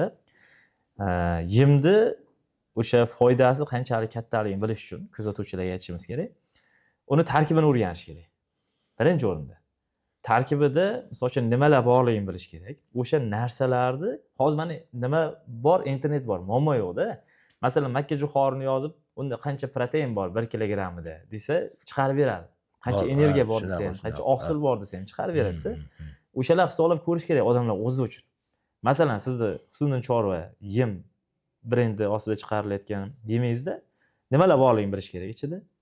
O'shani kaloriyasini hisoblab chiqish kerak o'zi uchun. Ha, bunda buncha energiya bor ekan, buncha nima deydi, oqsil berar ekan, buncha protein bor ekan. Ha, demak foydasi katta. Mana bunda o'zim qilayotgan ratsionimda buni qo'shib beryapman. Oqsil berayotgan modda yo'q ekan ichida degan xulosalar qilib ratsion qilish kerak. Unaqa qiziqishmaydi-da. Unaqa bizda mana shu yemi boshlaganimizda laboratoriyaga borib kelib, qarindoshday bo'lib ketdi. Laboratoriya. Sizda anoyizda chiqarilgan-a? Yozilgan-a? Qancha miqdorda o'rtacha miqdorda. Borasiz, ko'rsatadi. Mana buning kam, mana buni qo'sh, olib borib anaqa. Odamlar telefon qilishadi, bitta baribir porsiyani ham to'g'ri olish kerak-da. Men telefon qildim, molim o'zgarmayapti, berayotgan yemlari juda mo'shni, kuchli. Yo, bu yerda uni ham to'g'ri olish kerak. Quruq, masalan, shirotga mol semirmaydi. O'zi kuchli narsa. Quruq shirotga mana odam quruq go'sht yesa semirmaydi. Ani bilasizku, hot-dogda hali yem ham shunaqa narsa bo'lishi kerak-da. O'sha siz aytgandek, anaqasini kaloriyalarini to'g'ri hisoblab olish kerak. Shu, aytganim internet bor. Hammada hech kim cheklanmagan. Buqa boqyaptimi yoki qo'chqor boqyaptimi, qo'y boqyaptimi, kirib izlanish kerak-da. Foyda qilmoqchimi, shuni kelajakda yaxshi daromad qilmoqchimi, izlanish kerak. Ya'ni semirishi uchun qaysi modda kerak o'zi buqaga? Endi bizda aytdim-ku, unaqaga mana dehqon akalarimiz yo boshqa unaqa mashina ham qotirgisi kelmaydi. Unaqa endi 4 ta 10 ta anaqa tayyor sotib ola qoladi. Shuni. Uni ham mana oddiy bozor shu yemxonaga kirsangiz 3000 dan 6000 gacha yem bor. Hammasi bir xil yozib qo'ygan. Endi fikr qilasiz-ku, unda hammasi bir xil yozib qo'yib kaloriyasi, bir xil. Deb odam o'z uchun o'ylaydi-ku, ne bu 3000 ne 6000. Shunaqa. O'ylash. Sizni deydi mana yemimiz 6000, 3000 dan bor ekan deyapti-da. Uni hisob qilsangiz u kepaga ham ilinmaydi-da, undan qarasangiz. O'zingiz hali nima deydi, boya aytganimdek kirgan odam bekorga 3000, bekorga 6000 emas-da. O'shani ham hali 3000 lik yemda boqaverasiz, hech narsa bo'lmaydi. Shunaqa. O'shanga baribir bekorga 3000 bekor o'zidan o'zi kelmaydi bu narxlar. To'g'ri. U narx-navo ichidagi nimani proteini, kaloriyasi, oqsili, moddasiga bog'liqda. O'shanaqa. Hozir mana kirib kelyapti bizda, oxirgi bir 2 yil bo'ldi, adashmasam. Shirot. Raps shiroti bilan semichka shiroti kirib kelgan. Semichka shirot anchadan beri bor edi. Bormidi bu? O'zi bermasdi, achchiqroq edi, mol yaxshi emas. Mana raps ham achchiq o'zi. Uni ham ko'p qo'sha olmaysiz. O'sha dozada qo'shsangiz yaxshi. Uni ko'p qo'shib olsangiz mol yaxshi yemaydi, taxirroq. Sizda yemingizda bor-a u? Bizning yemimizda qarang, 100% don, uni ko'rsatganimizda 100% don, Qozog'iston donlari. Raps shirot bor. Argentina soya shiroti bor. Soya u juda katta foyda. Protein kuchli. Premixlar qo'shilgan. U avvalo o'zimiz boqamiz shu yemni. Uni yomon narsa chiqarib qo'ysangiz, uni umringiz qisqa bo'ladi. 3-4 oydan o'sha birovga tekinga bersangiz ham shunaqa. Bu natijasi bor narsa. O'zimiz boqib, o'zimiz hammasini ko'rgandan keyin birovga taklif qilib sotamiz. Hop. Kichik fermer katta fermadan ustun bo'lishi mumkinmi? Mana shunaqa savollar ham bor. Bu yerda kichkina katta degan narsa yo'q. Mol. Sizda 2 ta mol bor, hamda 20 ta mol bor. U siz qanaqa qarashingizga bog'liq. U har bitta mol o'zini anaqasi. Sizda 10 ta molingizni siz qoyillatib qo'ying. Hamda 100 ta mol bo'lib qoyillatmasa u anaqa emas. Aksi ham bo'lishi mumkin. U odamning o'ziga. U ustun qanaqa ustun? Mehnat qilgan odam ustun. Bo'l bu yerda mehnat qoyillating bo'ldi. Shu oladigan daromad etdimi? Shu $100 bo'lsa, bo'ldi. Siz o'shani qoyillatib qo'ying, o'sha pulni olasiz. Qoyillatmasangiz u fermer kattami, kichkinami farqi yo'q uni. Ko'plar o'sha narsaga adashadi-da. Ya'ni men katta ferma qilishim kerak deydi, boshqa deydi. Ya, u niyat ko'rasan, hali 10 tadan boshla. Ko'rman, shunaqa bolalarni bilaman. Bittadan boshlab 100 taga olib chiqqan. Yonimda yurgan bolalar bor. U anaqada ham bozorda ham gaplashganman. 2 tadan boshlagan, yo 3 tadan bir uyda sigirni sotib boshlagan. Lekin ozgina sabr. Bu yoqda o'sha moldan tashqari o'zi nimalardir qilib yurgan, molli puliga tegmagan. 10 ta, 20, 100 tagacha olib chiqqan bolalar bor. To'g'ri. Faqat mehnat Shunday. shu. Mehnat biladigan odamlardan so'rab, o'rganib. Ha, o'zi molingiz bunchaga chiqquncha bilimli bo'lib qolasiz. Bitta mol 100 taga olib chiqsangiz o'sha professor bo'lib qolasiz. Shunaqa. Endi eng asosiy nima? Ko'pchilikda bo'rdoqlikda foyda yo'q degan fikr bor. O'shanaqa odamlarga nima degan bo'lardingiz? Ya endi bo'rdoqchilikda foyda yo'q desangiz, mana necha mingta odam necha mingta mol boqyapti. 500 talab mol boqayotganlar bor. Yerda buxgalter o'tiribdi. Buxgalter hisob kitob.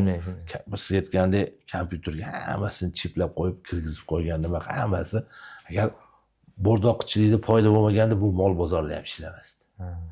Savdolarni ko'ryapsiz, qanaqa qaynoq savdolar bo'lyapti.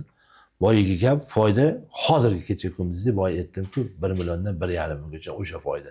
Agar odamlar bo'rdoqchilikda 5-6 millionni nazarda tutib foyda o'tayotgan bo'lsa, unda to'g'ri, u 5-6 million yo'q molda. 1 milliondan 1,5 milliongacha u qo'shimcha ish. Shunday. Shu ko'chada ishingiz yo'q. Bu agar odamlar bitta moldan $500 kutayotgan bo'lsa, u foyda emas. Unaqa yo'q unda. Yolg'on xabar, yolg'on ma'lumot. Unaqa yo'q. Uning uchun bilmayman o'g'irlab kelib boqish kerak. Bu yo'q narsa-da, bu yo'q narsa. Yem tekin bo'lish kerak u odam. Ha, yem tekin bo'lish kerak. Shunaqa bo'lish kerak. Yem tekin bo'l. O'shanda ham $200-300 bo'ladi, 500 Ha, endi qatlidir ishxonalar yo bir narsa shunaqa joylar bor. Odamlar hali oshxonalardan, to'yxonalardan pamoy yig'adiganlar bor. Ana ularda daromad zo'r. 2 qissa daromad. Yemish tekin. Kimlardir sexlarni gaplashib qo'ygan. Atqotlar chiqadi. Prayni, narsalar. Ularniki zo'r, divayni. Konditerskiy. Ha, u boshqa ish endi. Endi unaqa unga ishonib mol boqmaysiz-ku. U o'zi hozir 1% ga ham to'g'ri kelmasa kerak hisoblagan. U prosta imkon bor, shu yerdan olyapti. Lekin unga ishonib unaqa mol boqilmaydi. Siz yem hisobini olaverasiz baribir. To'g'ri. Bitta narsa, buqa endi faqat siz bilan buqa bo'yicha nima qilyapmiz-da. Tez aylantirish ma'qulmi yoki uzoq muddatda aylantirish ma'qulmi o'sha odamlarga? Endi foyda pashti bir xil. Ikkalasi ham, ha? Mana hali o'stirib boqadigan ham shu 1 million, 1,5 milliondan foyda qiladi. Bahorda oladi, kuzda sotadi. Anu 4 oyda boqadigan ham o'sha foyda. Sizga qaysi qulay o'zingizdan kelib chiqib. Biza tez anaqa qiladigan har kun men bozorga tushaman, har kun sotaman, har kun ichda. Anu uzoq o'stirib boqadigan 20 ta 50 ta bitta tashab qo'yadi, ishini qilib yuraveradi. Lekin ular qishda qila olmaydi. Shunday. Mana men ko'rgan joylar naves, ochuv joylarda qilinadi, to sovuq tushguncha. Bitta sotadi, bitta ko'taradi, ish to'xtatadi, erta bahorda yana qiladi. Mana bu ish qishin yozda aylanadi. Unda siz ko'proq harakat qilasiz, bozordan ko'proq xabardor bo'lib qolasiz, chiqib bitta sal ish ko'proq. Lekin ani aytayotganingizdan bu ham agar ishni to'g'ri yo'lga qo'ysa, foyda bir xil. Men buni hisob kitobini qilganman, bir xil chiqaveradi. Yana bitta narsa, valyuta bor, dollar asosan foydalanamiz O'zbekistonda. Mana shu valyutani o'zgarishi yemga ta'siri bormi narxiga? Bor. O'zbekistonda tushsa tushadimi? Ko'tarilsa ko'tariladimi? Endi valyuta qancha tushyapti? 5 ming tushganda u katta anaqa emas, lekin oshgan bu hozir Qozog'dan kirayotgan mana oliy rapis, soya, mana jo'xori, arpa, bug'doy, hammasi Qozog'iston, hammasi dollarda. Dollarda keladi. Hammasi dollarda. Endi oshganda u masalan yillar davomida oshib kelyapti-yu dollar. Ja katta razlika bermaydi. Uni hisobiga go'shtni ham kursi bor-da. Ha. Go'sht kursi ham valyutaga qaraganda ko'proq o'sadi. O'shani hisobiga mana hozir 50 so'm 100 so'm o'ynab, aldab oshib keladi. Bittada 5 ming oshmaydi-ku. O'shani hisobiga boqayotgan odamga bilinmaydi. Masalan 3000 so'm olayotgan bo'lsa, 3050 so'm oladi, 3100 oladi. Mana shunaqa 50 so'm 100 so'm o'ynab turadi. Lekin go'shtni ham kursi bor. Shuning uchun buni ham hisobga olish kerak. Hali yem ko'tarilyaptimi, sizni go'shingiz ham ko'tarilaveradi. Hali tonnada urganingizda bu katta narsa chiqib ketadi. Bu yoq hisobi bor. Hozirgi paytda ratsion oxirgi 1-2 yildan beri normal o'zgardi odamlarda silos qo'shilib. Silos hozir haligi mol boqish ustuni bo'lib qoldi. Ha. Mana shu silos, don, kepak, mana shularda narxi o'zgarishi qaysi foydasi kattaroq ana shu buqada? Silos yaxshiki, endi silos ham hozir 2 xil silos bor. Ha. Buni gapirganman mana ertangi bor, kechki bor. Ertangi silosni to'ydirib boqib qo'ysangiz, o'zi ham semirtirib qo'yadi. Ha. Pishgan silos bo'ladi. Kechkisi shu quyosh ko'rmagan, kamroq u ana xom bodring deydi. Mana oddiy misol keltiraman. Qovun bor, pishgan qovun bor, xom qovun bor. Ikkalovi bir xil. Pishgan qovunni bersangiz, shira bor, mol semiradi. Xom qovunni bersangiz, suv ichgandek bo'ladi. Shunaqa. Silos ham xuddi shunaqa. Men o'zim tajribamdan kelib chiqib aytaman. Hali kechki silos 200 so'm arzon ekan. O'ylang, 200 so'mni prillat qilishyapti. Ha. O'sha paytda masalan 600 so'm olayotgan bo'lsam, masalan, bu 400 so'm yo 300 so'm, arzon ekan. Men antam bunaqa olar ekanman. Hozir men bundan olsam 200 million, 200 so'm arzon olsam 200 million yutar ekanman deb o'ylaganman-da. O'shanda bitta partiya ham boqqanman. Kechki silos bilan boqamiz. Ha. De boqqanman, molni tili yo'q, yeyaveradi. Hammasi yaxshiga o'xshayveradi. O'sha 200 million chiqmagan. U bekorman vaqt yutib qo'ygan. O'zgarish kam bo'lganda. Ha, o'zgarish kam bo'lganda, boya xom narsa va yuqish kam bo'lgan. Ko'kot yeganda anaqa ekan. Bu anu bosilgan ertangi silos boshqa narsa u. Shunday. Uni ko'pchilik aytganman, hali shuni to'g'ri olinglar. Ertangi bekorga ham qimmat emas. Ha. O'sha yetilgan zo'r, men kechki arzon. Arzon. O'sha baribir o'rni bor. Premix haqida nima fikr bildirasiz? Yaxshi, uni qo'shish kerak. Premix har doim bo'lishi kerak, Mana bu qalada biza oldin bu narsalar endi rivojlanib ketdi-ku. Oldin men nima qilardim-da? Devorlarni yeb qo'yardi, bilasizmi bu? Ha, yozda g'ish quydirib qo'yardim. Ha, g'ish? Ha, turpoq, toza turpoqni tushirardim-da, g'ish quydirib qo'yardim-da. Haftada bir marta haligi yem bermaydigan kunimiz bo'lardi. Hasha ber. O'sha kuni yarimtadan g'ish tashlab chiqadi. Yeb qo'yadi hali. Yo'q. Taxlab qo'y, necha mingta g'ishingiz mol yeb qo'yadi. Yeganda ham qarsillatib yeydi, boru. Boquvda turganda anaqa yetishmaydi. Vitaminli yetishmaydi. Dalada yurgan qo'y mol o'zi topib nimalardir yeb yuradi. Mana buqani ham boqib turgan buqani bir sovutamiz deb ko'chaga olib chiqasizda ham xil paytda chiqib olasiz kelib, o'sha yoshlikda boqib yurganingizda. Chiqib olib turpoqni shunaqa yerdi. Yo'q. Qo'yingiz oldi, hali yemaganda yerdi. Keyin qish quyib qo'yadigan bo'ldim. Qish quyib qo'yadigan bo'ldim, o'shani anaqa qildi. Endi hozir premixda chiqib ketdi. Premixda chiqdi. Endi hozir yemaga chochib beraverasiz. Shular foydasi bo'lyapti, hozir. Foydasi bor. Endi vitamin. Bularga mana yem turgan molga kalsiy yetishmaydi, aslida. Hozir mana 1000 so'mdan bo'lsa kerak. Kalsiy. Keyin tuz berish kerak, ha. Tuz endi o'zini yo'liga yalab turadi. O'sha kalsiy yetishmaydi. Shuning uchun devorlarni yeb qo'yadi. O'sha yemiga har safar chochib bersangiz ham bo'ladi. Boyiga mashinasini hisobini olib biza chiqarayotgan yemlarda mashinalar hisobga olingan. Ha, mashinalar tuzi, anaqa hammasi hisobga olingan. O'sha boqilayotgan molga, qo'yga o'sha narsa yetarli bo'lib turadi. Bu narsa yetmasa ham baribir semirishiga ta'siri bo'ladi. Shunday. Arqonlarini chaynab tashlaydi. Arqon ham anaqa chiqadi va bekorga emas-da, ani yonidagi yungini yeb qo'yadi. O'zini yungini yalab qo'yadi. O'sha yetishmovchilikdan hammasi. Endi hozir aptekalar biza boshlaganimizda vet apteka degan narsa bo'lmagan, doktor ham bo'lmagan. Doktor o'zingiz nima qilsangiz qo'ying, lekin u paytda yemlar yaxshi bo'lgan, molamcha kasal bo'lmasdi. Hali rivojlangan sari kasallik ham anaqasi rivojlanib ketyapti. Bizda boqqan payt kasal bo'lib qo'ygan, islomga ham shunday iqlimga bog'liq bo'lib qolyapti. Shundandir. Chorva qilsammi, qilmasammi deb yurgan odamlarga o'zingiz shaxsiy maslahatingizni berib ketsangiz. Bu endi mana bunaqa narsada buni biznes deb qarasangiz, qilish kerak emas. Chorvani. Ha, buni ishqiboz odam chorvadan foyda qiladi. Agar puliga ishqiboz bo'lsangiz foyda qilmaysiz. U o'zimni tajribamdan kelib chiqib Ha. aytyapman. Pullar akalarimiz, ukalarimiz o'sha paytda kelishgan, moldan nechi pul qoladi? Bitta moldan masalan hozir $100 qoladi. 100 ta boylasang 10 ming qoladi. Qoladi. Davr pul joylab qurib, 100 ta boylab qo'yib, 4 oy foylab o'tirib, 4 oydan keyin qoladi. 40 ming olaman deb, ha? 4 oydan keyin so'ng tikkan puli ham kerak bo'lsa yetmay qoldi. U puliga qiziqdi. Lekin siz haligi chorvani o'ziga qiziqsa, chorvani yaxshi ko'rsa, u foyda o'zi kelaveradi. Shunday. Siz masalan 10 so'm mo'ljallagan bo'lsangiz, siz qancha ko'p yaxshi ko'rib qiziqqan bo'lsangiz, u 15 so'm bo'lib keladi. Sizning qo'lingizda pul qolib ketaveradi o'zi. Agar boyga bo'lsa, aksi bo'lsa, unda bo'lmaydi. Men shuni qilmoqchi bo'lgan aka ukalarga aytaman, qiziqsanglar, buni hammani ishi emas-da bu. Agar bu hamma daromadli bo'lsa, hamma qilardi. Shunday. Siz mana bedanavoz, xo'lazvoz bilasiz-ku mana Mashinaga qiziqadi birovlar. Mana kaptarvozlarni ko'rganmisiz?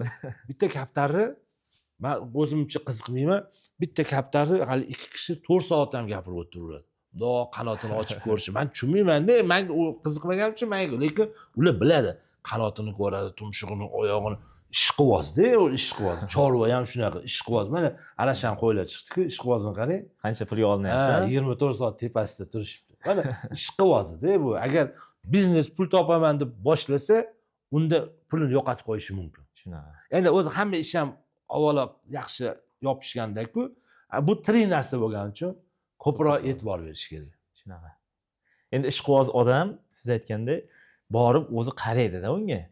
Kasal bo'lsa ko'radi har kuni. Hozir odam mana bitta molxonaga kirib chiqsangiz, eningiz gaskida o'tirib qoladi, mayka tuzizgacha o'tirib qoladi. Ishqiboz odam kasbim shu gaz suvda ham kirib ketaveradi-da. To'g'ri. Ishqiboz bundan mashinasiga o'tirsangiz, mashinadan haligi deb turadi. Ishqiboz-da, ularga u anaqa hech narsa emas, ichida yuraveradi, o'ziga qiziqadi, o'ziga yoqadi. To'ppa-to'g'ri. Agar biznes uchun qilmoqchi bo'lgan odam biznesga bir hafta kirmaydi, unda oyog'iga anaqa teksanda qoqib qo'yib kirmaydi ham, bormaydi ham. Foydani kutib turadi faqat, ishlatib. O'shaning uchun unaqani to'g'ri olish kerak. Yo'nalishi. Haligi men shunga qiziqamanmi, yo'qmi? Mana aytaman, ko'pchilik kelib so'rashadi. Sizlar deyman, orientir to'g'ri oling. Siz o'zi qiziqasizmi, qiziqmaysizmi? Qiziqsangiz o'ting bu tarafga. Qiziqmasangiz kirmang bu ishga. Pulingizni yo'qotib qo'yasiz deyman. Juda zo'r maslahat bo'ldi. O'sha endi bor men buni o'zimni tajribamdan aytyapman. Hozir men shuncha savolga javob berdim. Bular o'zimdan, balki men noto'g'ri bo'lib aytayotgandirman, lekin o'zim ko'rgan, bilganimni aytyapman. Endi bu narsa uchun qanaqadir qonun chiqarilmagan, qanaqadir qolip yo'q. Shunaqa. Endi bu sohada o'sha ancha yillik ishlab kelib, daromad qilib yurgan odamlarni shaxsiy tajribasi boshqalarga qo'l keladi endi. Men bitta hali savolga javob bersam, ko'p aytaman, o'zimni tajribamdan aytyapman. Balki boshqalarda boshqachadir, balki men bunaqa emasdir, lekin menda shunaqa bo'lgan deb aytaman. To'ppa-to'g'ri. Shunaqa, katta rahmat Husniddin aka. Salomat bo'ling. Xudo xolasa bu loyihamiz davomli bo'ladi. Davomli bo'lsinglar. Xudo xolasa kim biza tanimagan odamlar bo'lsa, ya'ni chorva yo'nalishi bo'yicha katta natijalarga erishgan, hozirda ham erishib kelayotganlar bo'lsa, mabodo bizga aytib ketilsa, yozib ketilsa, kommentga. O'shalar topib biz tajribasini xalqqa bo'lishamiz. Xalq foydalanadi, xalqqa manfaatli bo'lsin. Uyda masalan bilamiz, hozirgi kunda kuniga 4 soat, 5 soat ishlab keladi, qolgan payt bekor odamlar ko'p-da. Shunaqa. Chorva qilib qo'ysa, o'sha ham mana aytganingizdek to'g'ri boqilsa, $100 dan tashab turadi bittasi. Endi mana 4 million, ana borib 5 millionga ham yigitlar borib kelyapti-ku ishga. Shunday. Ertaga agar imkoni bo'lsa, hali 4 ta tashab qo'ysa, 3-4 yilda bu 30 ta 40 ta bo'lsa, qo'shimcha bo'lib turadi. o'sha 3-4 millionga bormaydi, mana bunga ko'proq yopishadi. Endi siz hozir men buni aytyapman-ku, buni qilganlar juda ko'p. Buni qilib 100 taga olib chiqib qo'yganlar juda ko'p. Shunday. Ular ham siz aytgandek, hali bitta 2 tani qilib, hali ishiga borib kelib, boshlab oyoqqa turib ketdi. Endi hozirgi nima deydi, xalq boy bo'lsa yaxshi-ku. Hali odamlarda qanday 5-10 tadan mol bo'lsa, hammaga go'sht bo'ladi-ku. Shunaqa. Hali narxi tushmasa ham oshib ketmaydi. Shunday. To'ppa-to'g'ri. Ilohim mana shu qilayotgan ko'rsatuvingiz xalqqa manfaatli bo'lsin. Aytganingiz kelsin, hamma manfaatdor bo'lib, sizni bilimlaringizdan foydalanib, masalan, chorvasini yo'lga qo'yib yuborsa, Xudo xolasa, Duo qilib Sog'liqqa zo'r, qo'yadi. sog'liqqa zo'r bu. Shunday, Avvalo sog'liq. sog'liq. Bu chorva shunaqa narsaki, qimillatadi odamni. Ha. Uyingizga hali erinasiz vaqti kelsa ro'zg'or ertaga qilaman deb, lekin Shunday. chorvaga borib qarab turg'izib qimillatadi. Mana o'zimizda ham ro'zg'or kerak bo'lsa 2 kun 3 kun qolmay qolsa poylab turishadi. Mol kutmaydi. Kutmaydi. Buni Har kun tayyor turish kerak. vaqtida Ha. bo'lish kerak. Shu beradigan suvi, uyga kelib ishdan charchab keldingizmi, Shunday. molga qaralmagan bo'lsa, Turib borib, suvni borib qarab, tozalab qarab keladi. Ertalab erta turg'izadi. O'sha yerdan odamni harakatga soladi. Uyda o'tirgan mana ko'p yoshi katta amakilar bilsangiz mana hozir 70-80 kirgan odam ikkita qo'y olib berdi, to'rtta qo'y olib berdi deydi. Haligini tepasida borib, to'g'rab bir narsa qimillatadi-da. Shunday. Shu odamga yoqadi o'ziga. Boy yetganda ishqiboz bo'lishi kerak. To'ppa-to'g'ri. Men shunaqa ishqibozlarni bilaman, ko'rganman. Qo'shnisini qo'yiga chiqadi, haligi pochog'ini nimasini Ha, o'zi ko'tarib beradi, chiqadi, savza bu narsani. Falonchi aka, men shu yerda keldim, qo'yga qaraysiz. Aqqa bo'ldi, borib o'tiradi, to'riydi, hammasini qiladi. Kepaklarni qo'shib, aql beradi tepasida. O, jonivorlar olinglar. O'zi uni qo'y emas. Ishqibozni qarang, uyda pochog'larni yig'ib, uydagilarga tozalab, temaladi deydi, olib chiqib qo'shnini qo'yib boqib chiqadi. De, o'sha maza qilyapti. Maza qiladi. Ana shularga chorvani qilsa, baraka topadi. Shunday. Shunaqa. To'ppa-to'g'ri. Katta rahmat. Salomat.